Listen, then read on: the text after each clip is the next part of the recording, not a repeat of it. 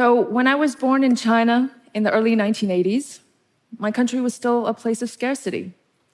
We lived on rationed food, cooked from communal kitchens, and even in Beijing, had 3 nights of blackouts every week.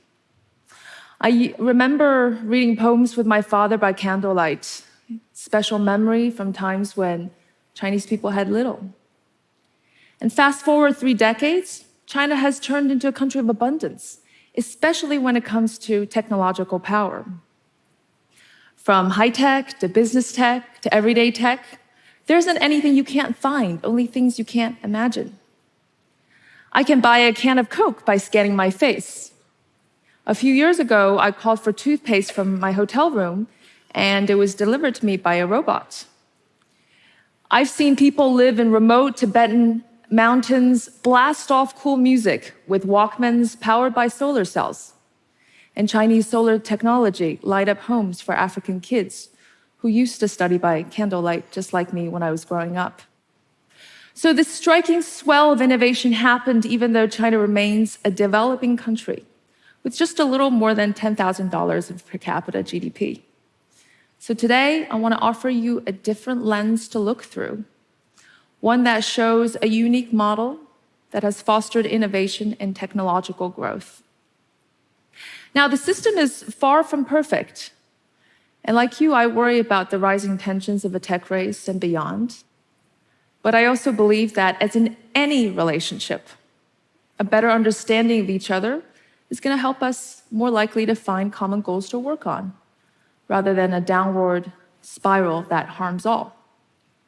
So I'm an economist, straddling multiple worlds, as it turns out, 1 foot in London, where I do my research, and 1 foot in China, where I spend time with my family and also do a bit of work. And if I had a 3rd foot, it would be in the US, where I was educated.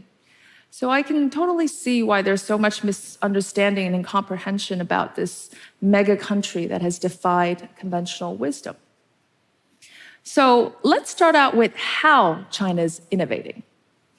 Now, innovation isn't just about inventing the next new thing, like the iPhone or 3D printing or sending people to Mars, technologies that go from 0 to 1.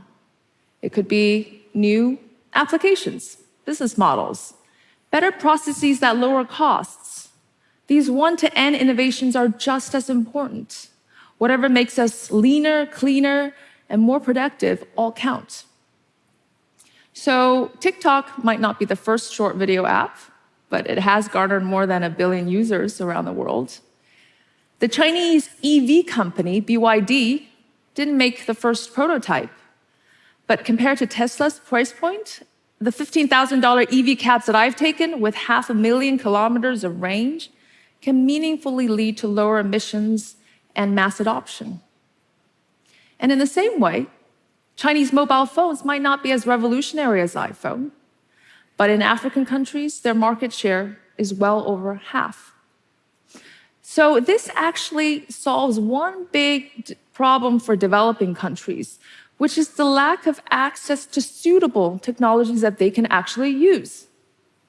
And even if China doesn't do many 0 to 1 technologies yet, at least not yet, it doesn't mean that it can't master high tech, right?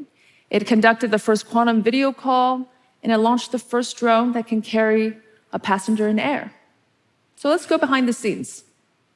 Now, yes, many of you would say China's got money, markets, talent, and troves of data, which is so critical in this information age. But it wasn't just that. Part of the success was also a whole nation approach, or what they call a 举国 system. So turning an idea or scientific discovery into commercial success requires an innovation ecosystem. The collaboration of universities, national labs, and industries, not to mention an enormous amount of funding that covers long and uncertain investment cycles. Now, many of you might think that groundbreaking technologies are the products of stars, the likes of Steve Jobs or Elon Musk's. But every time you use the internet, the GPS, or yell at your Alexa, you have the US government to thank for. We often forget that the Apollo program the Manhattan Project, even Japan's rise to semiconductor stardom were all horizontal systems with critical state backing.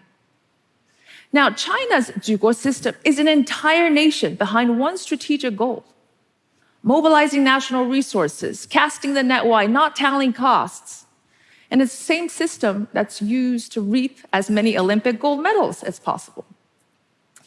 And so, thanks to this ecosystem, China became the largest consumer and producers of EVs in less than a decade, with more cars sold there than in the rest of the world combined in 2020. Now, in the West, we often talk about nudging consumers to make better choices. But in China, mass adoption of next-gen transportation happened like that. Well, in part thanks to the state rolling out 4 million charging stations around the country, coordinating supply chains from battery makers to control systems and manufacturers. Today, there are 140,000 chargers in the US in the entire country. So that is kind of the whole nation approach, but that's not actually the story I want to tell you. There's an even more nuanced story that happens on the ground. We call it the mayor economy. And it's a decentralized economic model that galvanizes creativity from the ground up. And contrary to popular perception, it isn't a centralized approach dominated by an almighty state. And so here's how it works.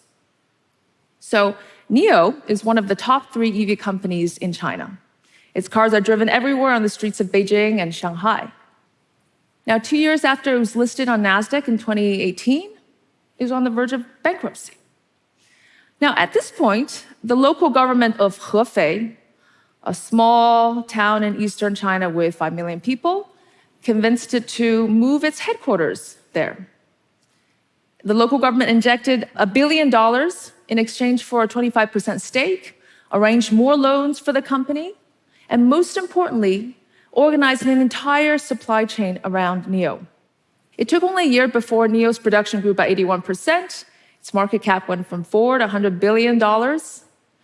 And the local government of Hefei cashed out within a year, and NIO's life was saved.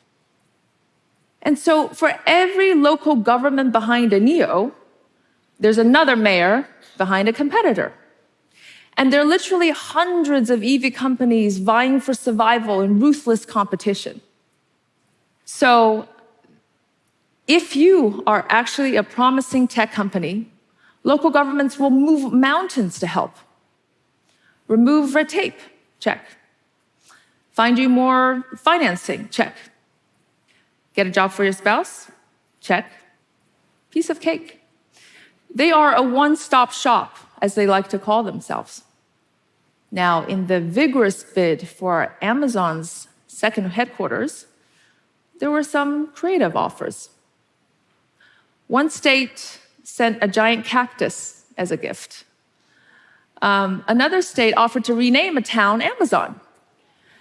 But it basically came to some tax breaks, not quite like what the Chinese mayors had to offer.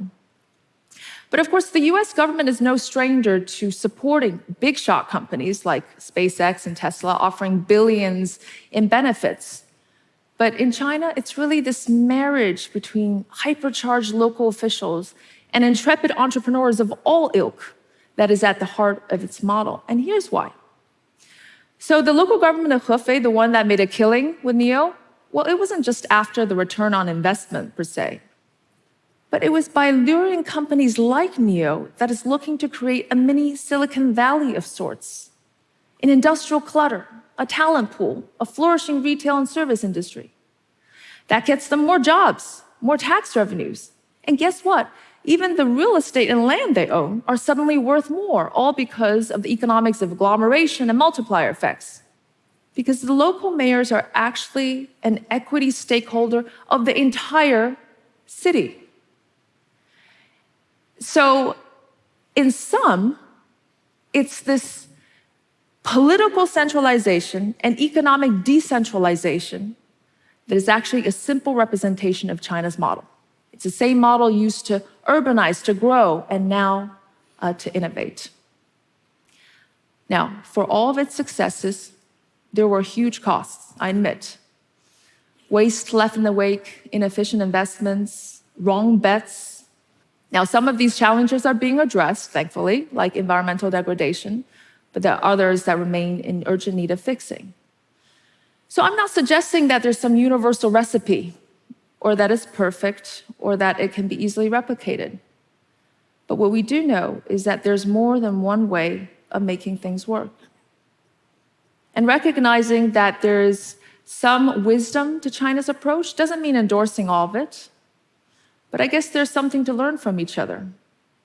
And for one, China didn't sit on the tarmac waiting for a technological takeoff. Instead, it was the big push from the ground up.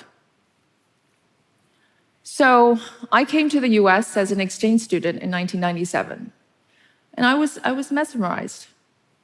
I saw enormous possibility between the East and the West as they competed, collaborated, and spurred each other forward. I still believe in this, even though frost has set in and there may be chill in the air for some time between the two largest economies in the world. Some may fear China's juggernaut innovation. Some may not like competition, which is rarely comfortable.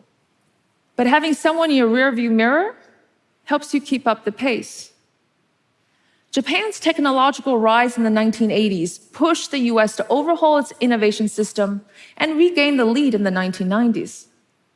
The US subsequently did the same for Japan, and as a result, we all have cheaper and better products.